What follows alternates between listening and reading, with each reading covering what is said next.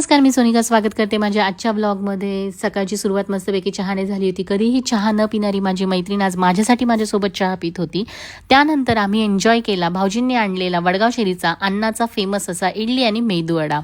मुलांनी छानपैकी dance enjoy केला आणि त्यानंतर मी गेले होते सोसायटीमधलीच माझी दुसरी मैत्रीण अर्चनाईला भेटण्यासाठी। तिला भेटून आल्यानंतर दामिनीने मी काही रील्स शूट केले। आम्ही एकत्र आल्यावर नेहमी रील्स बनवत असतो आणि इकडे पिटुकली मला नादी लावत होती। मला ती काही सोडतच नव्हती।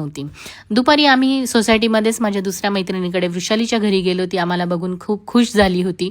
वृषाली आणि सपनाने आमचे छान असे वेलकम केले आणि आमच्यासाठी मस्तपैकी अशी स्नॅक पार्टी अरेंज केली होती।